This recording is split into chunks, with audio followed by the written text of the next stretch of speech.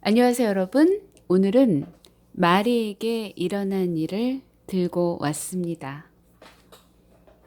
엄청 사랑스럽고 이쁘죠? 입춘이 다가왔고요. 입춘이 지났습니다. 다가온 게 아니고요. 입춘이 지나서 기념비적인 봄을 기다리는 그 애틋한 마음을 담아서 제가 이 그림책을 들고 왔습니다. 이제 머지않아 오게 될 그 따스한 온기를 이 책으로 느끼시기를 바랍니다. 왜냐하면 여러분도 아시겠지만 어제 그제 눈이 굉장히 많이 내렸고 이후로 갑자기 엄청 쌀쌀해졌어요. 아마도 제가 느끼기에는 겨울이 좀 질투를 하고 시기를 하지 않을까. 봄이 오는 것을 그런 마음의 기운이 이 온 우주의 기운을 이렇게 사로잡은 것 같습니다. 그래서 비록 밖은 날씨가 쌀쌀하지만 그림책으로 마음의 문을 활짝 여시고 온기를 받아들이는 그런 시간이 되셨으면 해서 네, 모시고 왔습니다. 마리에게 일어난 일.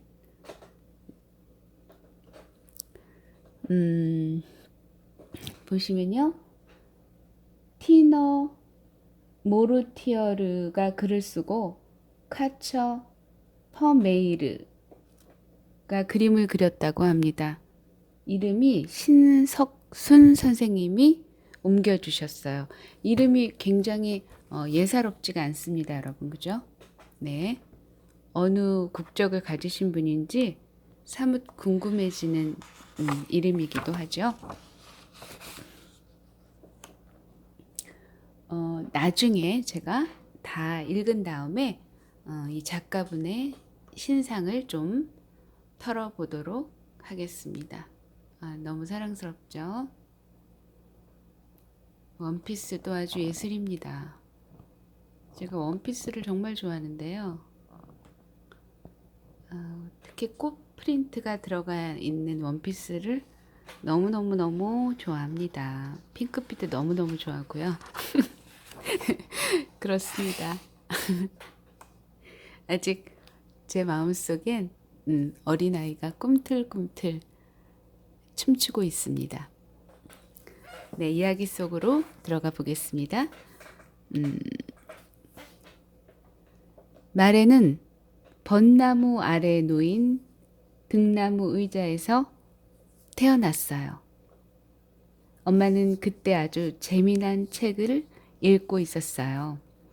그래서 마레가 태어나려 하는 것도 금세 알아차리지 못했죠.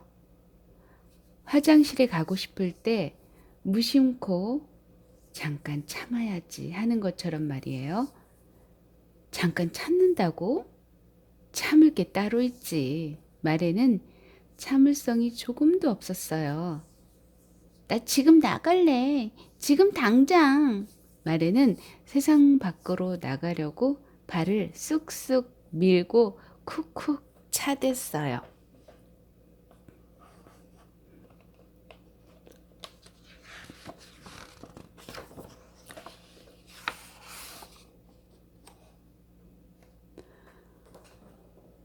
말에는 무럭무럭 자랐어요. 태어난 지 6달이 되어서는 정원을 이리저리 돌아다녔죠. 벚나무에서 울타리로 조르르르, 연못 한 바퀴를 빙그르르 돌아다녔어요. 나 정말 빠르지? 나보다 빠른 사람은 이 세상에 아무도 없을 거야.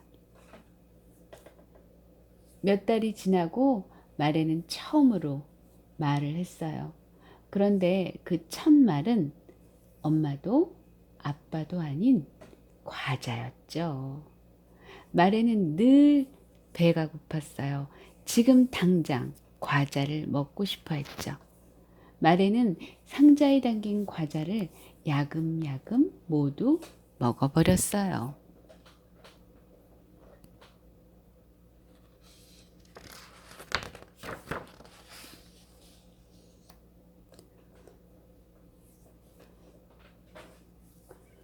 할머니는 말의 가장 친한 친구였어요. 할머니도 말에처럼 참을성이 없고 먹성도 좋았죠. 할머니가 마레네 집에 오는 날이면 마치 잔치가 열린 것 같았어요. 마레는 할머니와 정원을 뛰어다녔어요. 벚나무에서 울타리로 조르르르르, 연못 한 바퀴를 빙그르르르 뛰어다녔죠. 그러고는 과자를 야금야금 모두 먹어버렸답니다. 영원히 기억이 남을 잔치야. 이렇게 맛있는 과자가 세상에 또 있을까? 마레는 할머니랑 벚나무에 올라가서 새들에게 소리 질렀어요.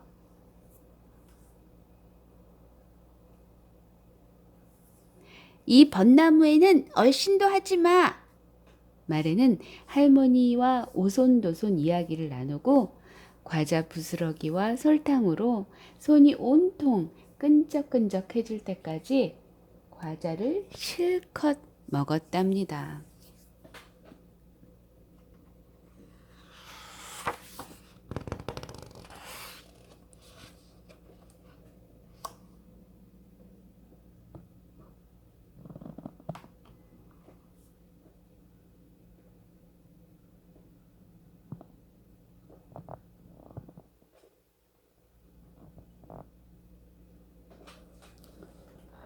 어느 날 할머니가 쓰러졌어요.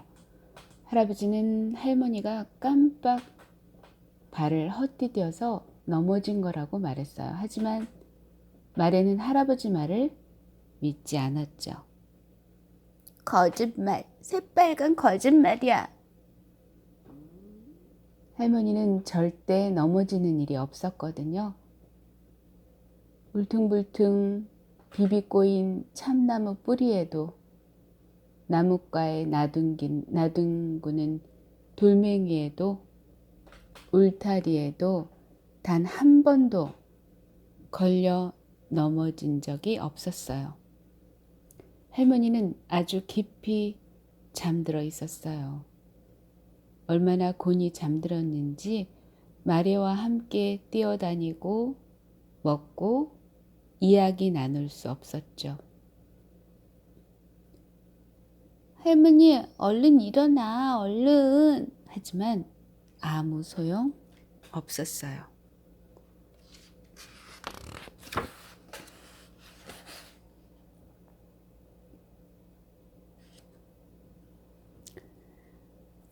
어느 날 아침 할머니가 잠에서 깨어났어요.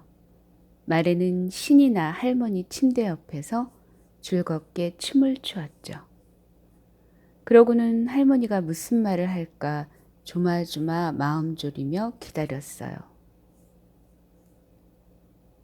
한숨 푹 잘 잤다 하거나 배가 몹시 고프다 하는 말이 나올 거라고 생각했어요. 하지만 말의 생각은 빗나갔어요. 할머니는 깊이 잠든 사이에 많은 것들을 까맣게 잊어버린 것 같았어요. 과자를 먹는 법도, 신나게 뛰는 법도, 이야기하는 법도 모두 잊은 듯 했어요.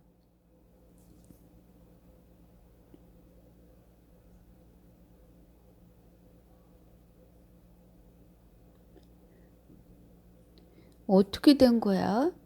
왜 갑자기 할머니한테 모든 일이 이렇게 어려워져 버린 거야? 할머니는 바퀴가 달리고 울타리가 둘러진 하얀 침대 위에 가만히 앉아 있었어요. 마레는 할머니가 너무 조용하다고 생각했죠.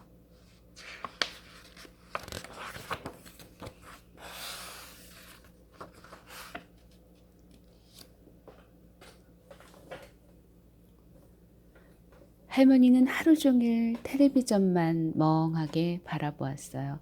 마레는 어쩔 줄 몰라 발을 동동 굴렀죠.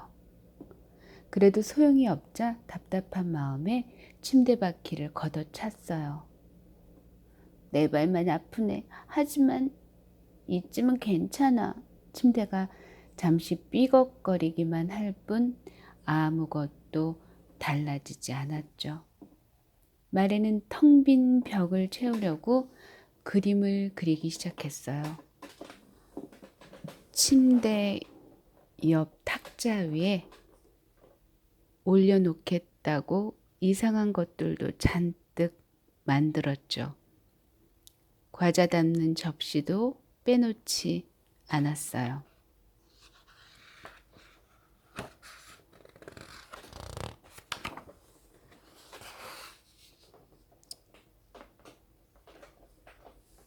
마레가 만든 것들이 방 안에 가득 차게 되자 간호사들이 잔소리를 늘어놓았어요. 병원에는 이런 것들이 어울리지 않아. 이렇게 어질러 놓으면 엄마 고양이가 제 새끼도 못 찾겠는걸?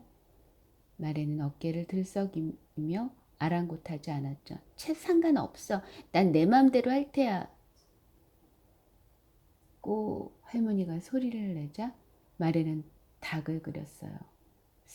할머니가 입술이 옆으로 벌어지며 또 소리가 들렸어요.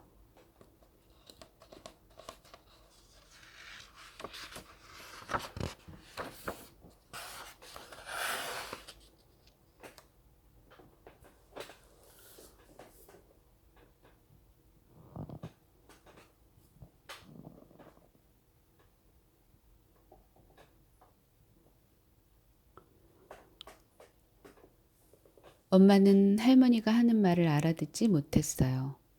할아버지도 할머니가 하는 말을 알아듣는 척만 할 뿐 못 알아듣긴 마찬가지였어요. 어른들은 그저 네 또는 아니요 하면서 할머니 말에 장단을 맞췄어요. 말에는 어른들의 대답이 틀렸다고 생각했어요. 할머니가 감자를 달라고 하면 어른들은 죽을 가져다 주었으니까요. 왜 다들 할머니 말을 못 알아듣지? 하면 스테이크 하고 알아들어야지. 다들 귀가 꽁꽁 막혔나? 말에는 할머니가 하는 일을 정확히 알아들을 수 있었어요. 말에는 할머니가 하는 말을 정확히 알아들을 수 있었어요. 할머니 눈을 보고 글자를 하나하나 천천히 읽어낸 거죠. 할머니는 느릿느릿 아주 더뎌졌어요. 그런데 얼마 뒤 또 다른 일이 생기고 말았어요.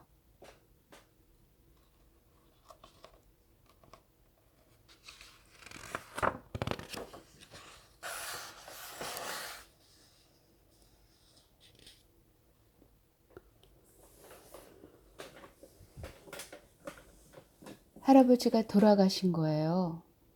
말에는 갑자기 엄마가 할아버지를 처음 발견한 자리에 함께 있었어요. 그래서 이번에 아무도 말에게 거짓말을 할 수가 없었죠. 할아버지는 폭신한 의자에 가만히 앉아 있었어요. 아무 말도 없고 끔찍도 안 했죠. 할아버지 찻잔이 깨진 것 말고는 모든 게 그대로였어요. 깨진 찻잔 조각들이 할아버지 발밑에 양탄자 위에 흩어져 있었죠. 그 예쁜 양탄자 위에 찻잔 조각이 흩어져 있었다고요. 할아버지는 누군가에게 재미난 이야기를 들은 듯 두 눈을 감은 채 빙그레 웃고 있었어요. 할아버지는 찻잔 하나를 깨트리고는 슬며시 이 세상과 작별했죠.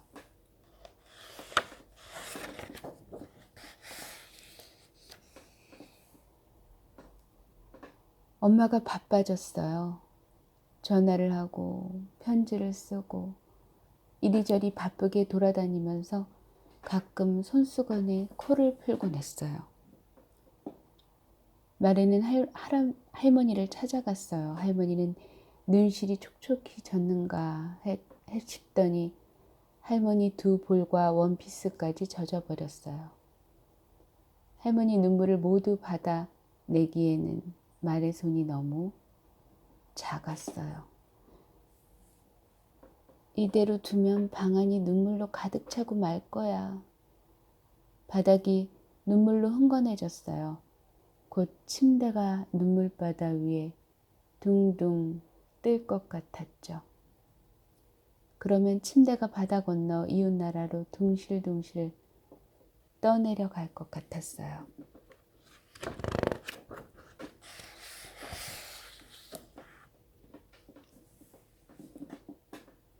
할머니는 눈물을 다 담아내고는 할아버지가 보고 싶다고 말했어요. 할아버지의 머리카락을 꼭 한번 어루만지고 싶다고 말했어요. 할머니가 원하는 건 단지 그뿐이었죠. 하지만 간호사들은 얄밉게 고개를 절레절레 저으며 안 된다고 했어요. 말에는 잔뜩 화가 났어요.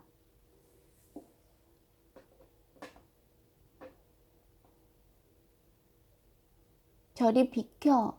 너희들이 도와주지 않겠다면 우리끼리 갈 거야. 할머니가 말했어요.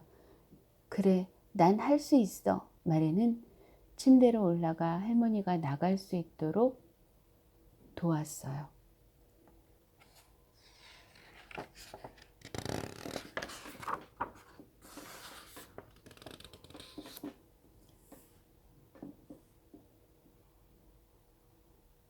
할아버지 주변은 싸늘했어요.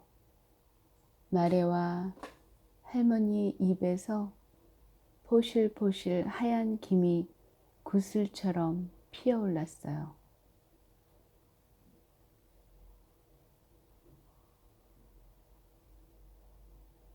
아, 예뻐라. 정말 예쁘다. 마레는 할머니가 앉은 휠체어를 할아버지 가까이 밀었어요.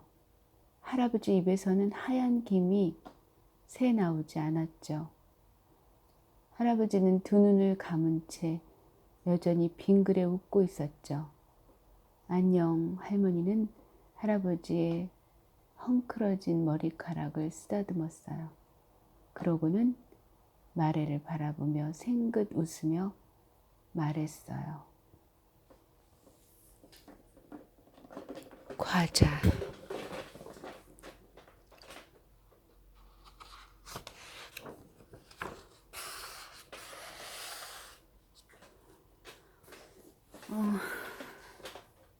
여러분 좀 어떠세요? 따스한 이야기이기도 하고 약간 판타지 같은 느낌도 있지 않습니까, 여러분?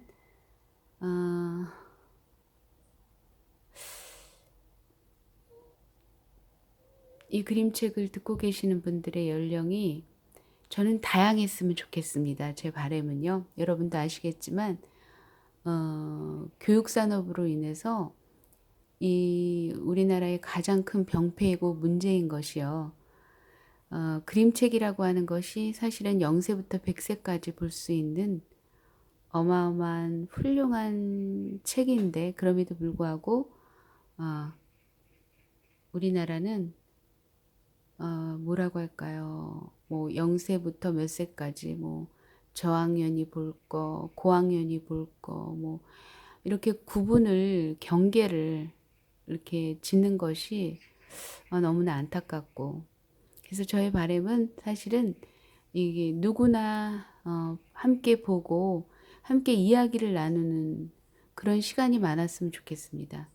그래서 저는 사실 특별히 이 그림책을 읽으면서 죽음에 대한 그 준비 그리고 나도 할아버지처럼 세상을 떠나고 싶다는 생각이 간절히 들었습니다. 사실은 저는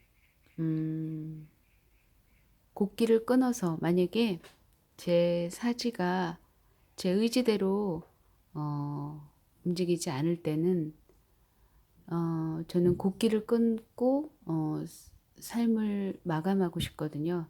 병원이나 이런 데를 절대 의지하지 않고 그리고 가능하다면 수목장으로 그래서 지금 제가 먹고 있는 음식들을 가급적이면 가공식품을 좀 멀리 하려고 합니다.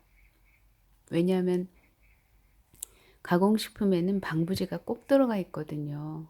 그래서 자연식품은 하루 이틀 좀 며칠 지나면 상온에 두면 금방 상하거든요. 이틀까지, 요즘 날씨 같은 경우는 하루 이틀까지는 괜찮은데 그 이유가 지나가면 상하거든요. 그런데 요즘 음식들은 방부제가 필수잖아요. 방부제 없이는 음식을 만들 수 없을 거라고 저는 확신을 하는데요. 그래서 가급적이면 방부제 음식을 먹지 않으려고 하는 가장 큰 이유 중에 하나는요. 수목장을 할 때 뼈가 썩지 않으면 어떡합니까, 여러분? 그죠? 근데 우리 현대인들은 제가 볼 때는 저도 제가 아무리 조심스럽게 먹는다 해도 제가 어린 시절도 있고 뭐 그렇다고 해서 제가 어린 시절에 뭐 과자 뭐 이런 걸 많이 즐긴 스타일은 아니에요. 그렇게 좋아하지는 않았어요. 왜냐면 먹으면은 항상 그 속이 거북했거든요. 그래서 드는 생각인데 죽음을 어떻게 맞이할까? 죽음은 과연 슬픔만 있을까? 누구의 입장에서 슬픔일까? 뭐 그러면서 이런저런 이야기를 나눌 수 있는 것이 사실은 이런 그림책인 것 같은데 안타깝게도 구분을 짓고 연령을 구분 짓고 이런 것들이 사실 저는 개인적으로 굉장히 안타깝게 여겨지고요. 그리고 우리나라의 지각대장 존이라고 하는 존 버닝엄 선생님 작품이 수록이 됐는데 안타깝게도 그게 전체가 다 수록이 된 게 아니고 삭제되고 이런 부분이 있거든요. 그래서 사실은 그런 부분도 너무 아쉽고 그래서 저는 어찌됐든 간에 이 그림책을 다양한 연령층이 보게 되면 그 느끼는 느낌이 엄청 다를 거라고 저는 보거든요. 그래서 이렇게 요즘처럼 막 급변하는 시대에 사는데 소설 한 권 읽기도 쉽지 않고 뭐 예를 들면 뭐 우리 삶에 필요한 어떤 귀중한 책들을 읽는 것도 사실 쉽지는 않은데요. 그럼에도 불구하고 그럼에도 불구하고 사실은 책을 가까이 해야 되는 그런 시대가 됐다고 저는 많이 느껴지거든요. 왜냐면 우리가 순수성을 많이 잃은 것 같아요. 일하시는 분들이나 이렇게.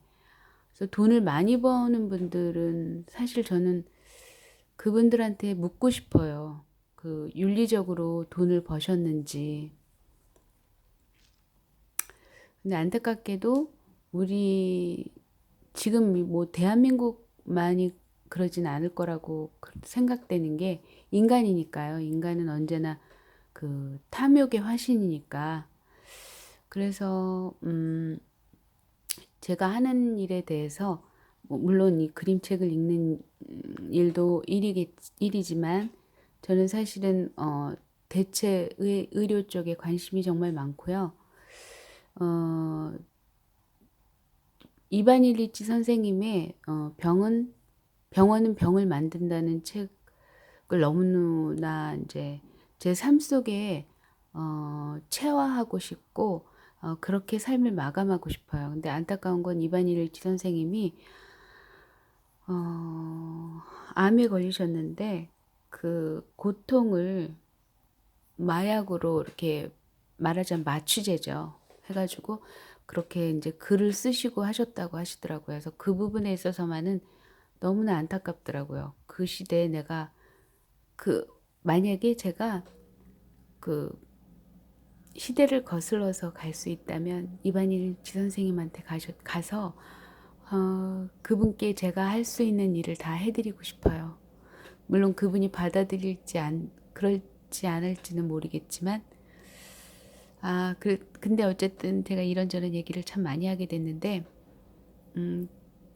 그래서 여러분의 생각은 어떠신지 참 궁금해요. 이 그림책을 보고 느낀 느낌. 어느 장면이 어느 부분이 어땠다 뭐라든가 그런 멘트를 주신다면 더없이 행복할 것 같습니다. 여러분 따스한 이야기 들으시고 읽으시고 마음의 위로가 되셨는지요? 제가 저도 이런 할머니가 되고 싶기는 해요. 아이와 함께. 그러려면 몸이 좀 건강해야겠죠. 근데 모르겠어요. 시대가 시대이니만큼 비혼주의자도 많고 참 결혼하기도 힘들고 직장 얻기도 힘든 이 시대에 우리 아이들이 과연 결혼을 할 수 있을지 또 자녀를 낳을 수 있을지 참 의문이기는 하지만 그러나 그럼에도 불구하고 또 한편으로는 꿈도 꿔봅니다. 그래서 제가 만약에 손자 손녀를 맞이하게 된다면 이렇게 손녀랑 놀고 싶어요. 그래서 손녀에게 아름다운 추억거리를 마련해 줄 수 있는 또 마련해 준다는 표현은 좀 그렇지만 그냥 그 아이와 함께 놀고 싶어요. 그냥 그런 생각도 들고 이런저런 생각들이 많이 드는 그런 시간이었던 것 같습니다. 참 감동적인 그림책이었던 것 같아요. 여러분은 어떠셨나요? 네, 오늘도 역시 이제 하루가 다 기울었는데 오늘 하루 어떠셨나요? 오늘도 역시 좋은 꿈 꾸시고 여러분이 행복을 만드는 여러분이 되셨으면 좋겠습니다. 여러분이 여러분 삶의 주인이 되셨으면 좋겠어요. 그 상처받지 않을 권리라는 그 강신주 교수님, 철학자님이 쓰신 책인데요. 그분이 또 TV에서도 많이 나오셨잖아요. 강연도 하시고. 여러분 절대로 상처받지 마시고요. 이런 그 물질 만능주의, 물질이 최고인 그런 시대에 살고 있지만, 이제 그럼에도 불구하고 우리 여러분들 용기 잃지 마시고, 내가 부유하지 않음에 대해서, 어떻게 보면 자부심과 긍지를 느끼셔도 나쁘지 않다고 저는 보는 게, 여러분도 아시겠지만, 가습기, 청결제 뿐이겠습니까? 사실은. 우리 주변에 곳곳에 사실은, 자신들이 쓰지 않는 것들, 자신들의 가족들한테는 권하지 않는 것들을 생산하고 판매하는 분들이 참 많잖아요. 그래서 부를 얻고 명예를 얻으신 분도 있으실 텐데요. 그런 분들이 겉보기에는 화려하게 보일 수 있지만 글쎄요, 저는 그냥 평범하게 사는 것도 제가 볼 땐 위대한 인물이라고 저는 믿습니다, 여러분. 그러니까 적어도 자기 자신을 속이지 않고 남을 속이지 않는 삶을 살 수 있다는 건요, 엄청난 축복이고 사실은 대단한 그 결단력이 필요한 일이거든요. 말하자면 자발적인 비루함, 자발적인 자발적인 청렴함. 이 시대에 그게 정말 귀한 시대가 됐는데요. 여러분 용기 잃지 마시고 부디 스스로를 격려하고 칭찬하는 그런 하루이시기를 바라고 삶이 다할 때까지 자신을 격려하고 칭찬할 수 있는 위대한 여러분이 되시기를 바랍니다. 감사합니다.